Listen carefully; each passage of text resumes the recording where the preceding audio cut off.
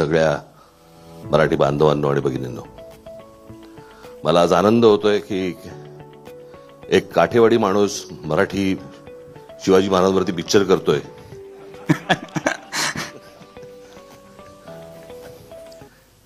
खरं तर मी ट्रेलर बघताना मला सुचत होतं की महेश कोठारेंना सांगितलं पाहिजे खरं तर झपाटलेला 2 हा चित्रपट महेश मांजरेकर वरती काढावा त्यांनी.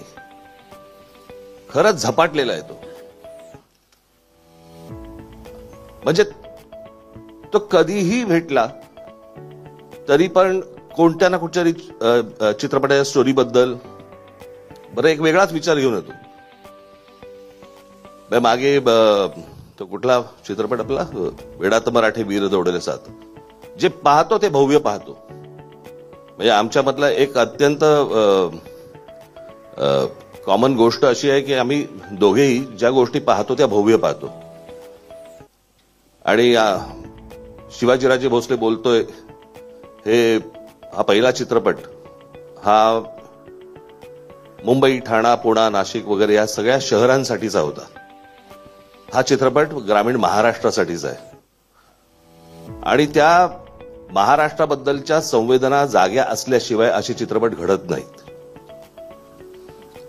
आणि आज शेतकऱ्यांबद्दलच्या अशा प्रकारे शेतकऱ्यांबद्दलचा विषय, शेतकरी आत्महत्याबद्दल यांच्याबद्दलचा विषय हा अशा प्रकारे मांडणं हा एक धाडस आणि वेगळाच विचार आहे. तो वेगळाच विचार करत असतो. आणि हेच त्याचं आत्ताचं ट्रेलर पाहून आपल्याला सर्वांनाच कळलेलं असेल, समजलेलं असेल. मी दरवेळेला मागे पण म्हटलं होतं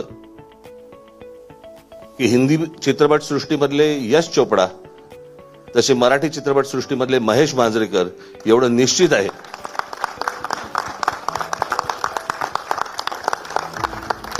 आणि याही चित्रपटाला मला असं वाटतं महाराष्ट्र प्रचंड उचलून धरेल अशी मला पूर्णपणे खात्री आहे. शिवाजी महाराजांवरती अनेक चित्रपट आले, लोकांनी आजपर्यंत उचलून धरले, परंतु ते खरंच शिवाजी महाराजांवरचे ऐतिहासिक चित्रपट होते जे मराठीमध्ये आले. हा वर्तमान आणि भूतकाळ यांच्या संगमावरचा एक अप्रतिम चित्रपट आज महेश मांजरेकर इथे घेऊन येत आहेत. मला असं वाटतं महाराष्ट्रातली मराठी जनता ही तसाच चित्रपट उचलून धरेल अशी मला आशा आहे, खात्री आहे. झी बरोबरच आहे आपल्या. तुम्ही काय ब्लॉकबस्टर घ्यायचेच ठरवलेले दिसत आहेत बरं का. त्याच्यामुळे सर्वांना मी महेश बरोबरच्या आत्ताच व्यासपीठावरती आहेत तेवढेच नव्हे, याच्यामध्ये काम केलेली ही टिंगणी सगळेच जण आहेत, अनेक लोक याच्यामध्ये यांनी काम केलेलं आहे. त्या सर्वांना माझ्या मनपूर्वक शुभेच्छा. धन्यवाद. नवीन घडामोडी पाहण्यासाठी आजच आम्ही मुंबईकर 24 तासला लाईक करा, सबस्क्राईब करा आणि अपडेट रहा.